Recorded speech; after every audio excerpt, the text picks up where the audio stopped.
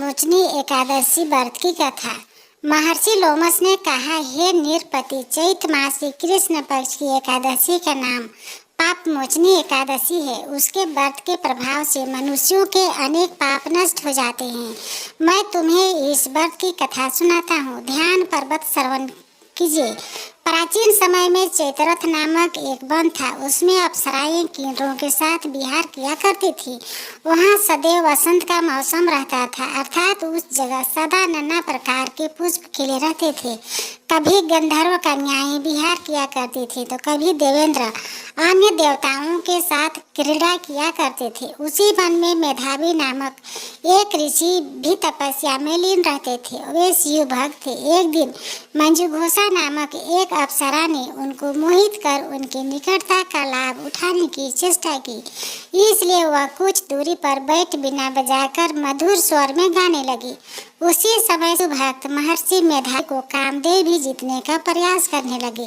कामदेव ने उस सुंदर अप्सरा के भ्रू का धनुष बनाया, कटाक्ष को उसकी प्रत्यंचा बनाई और उसके नेत्रों को मंजुघोषा अप्सरा का सेनापति बनाया। इस तरह कामदेव अपने शत्रु भक्त को जीतने को तैयार हुआ। उस समय महर्षि मेधावी भी युवा अवस्था में थे और काफी हिष्ट पुष्ट थे। उन्होंने यज्ञोपवीत तथा दंड धारण कर रखा था।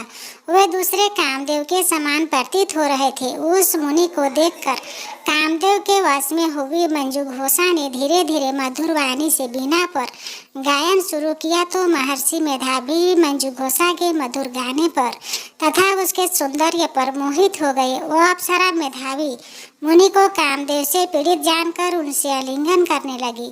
महर्षि मेधावी उसके सौंदर्य पर मोहित होकर शिव रहस्य को भूल गए और काम के वशीभूत होकर उसके साथ रमन करने लगे। काम के वशीभूत होने के कारण मुनि को उस समय दिन रात का कुछ भी ज्ञान न रहा और काफी समय तक वे रमन करते रहे।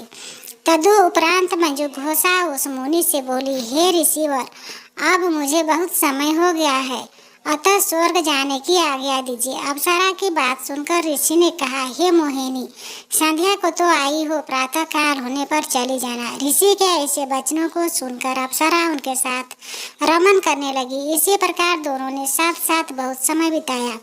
मंजुघोषा ने एक दिन ऋषि से कहा कि हे विप्र, अब मुझे स्वर्ग जाने की आज्ञा दीजिए। मुनि ने इस बार भी वही कहा। हे रूपश्री, अभी ज्यादा समय व्यतीत नहीं हुआ है, कुछ समय और ठहरो। मुनि की बात सुन अप्सरा ने कहा कि हे ऋषिवर, आपकी रात तो बहुत लंबी है। आप स्वयं ही सोचिए कि मुझे आपके पास आए कितना समय हो गया है। अब और ज्यादा समय तक ठहरना क्या उचित है। अप्सरा की बात सुन मुनि समय को बोध हुआ और वह गंभीरता पूर्वक विचार करने लगे। जब उन्हें समय का ज्ञान हुआ कि उन्हें रमन करते 57 वर्ष व्यतीत हो चुके हैं, तो उस अप्सरा को वह काल का रूप समझने लगे। इतना ज्यादा समय भोग विलास में व्यर्थ चला जाने पर उन्हें बड़ा क्रोध आया। वह भयंकर क्रोध में जलते हुए उस तप नाश करने वाली अप्सरा की तरफ भ्रिकुटी तान कर देखने लगे। क्रोध से उनके अवधर कांपने लगे और इंद्रियां बेकाबू होने लगी। क्रोध से थरथराते स्वर में मुनि ने उस अप्सरा से कहा कि मेरे तप को नष्ट करने वाली दुष्टा, तू महापापिनी और बहुत ही दुराचारिणी है। तुझ पर धिकार है। अब तू मेरे श्राप से पिचासनी बन जाया करोगी। मुनि के क्रोधयुक्त श्राप से वह अप्सरा पिचासनी बन गई। यह देख वह व्यथित होकर बोले कि हे ऋषिवर, अब मुझ पर क्रोध त्याग कर प्रसन्न होइए और कृपा करके बताइए कि इस श्राप का निवारण किस प्रकार होगा। विद्वानों ने कहा है, साधुओं की संगत अच्छा फल देने वाली होती है और आपके साथ तो मेरे बहुत वर्ष व्यतीत हुए हैं, अतः आप मुझ पर प्रसन्न हो जाइए।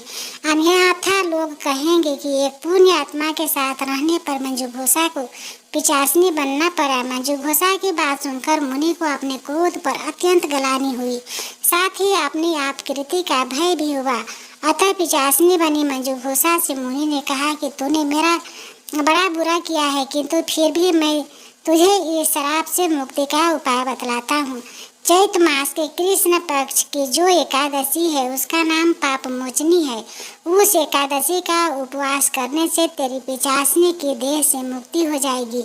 ऐसा कहकर मुनि ने उसको व्रत का सब विधान समझा दिया। फिर अपने पापों का प्रायश्चित करने के लिए वे अपने पिता च्यवन ऋषि के पास गए।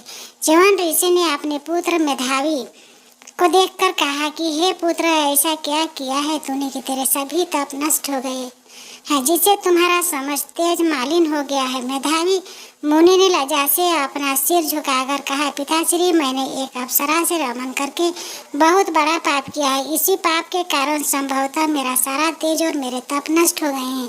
कृपा करके आप इस पाप से छूटने का उपाय बतलाइए।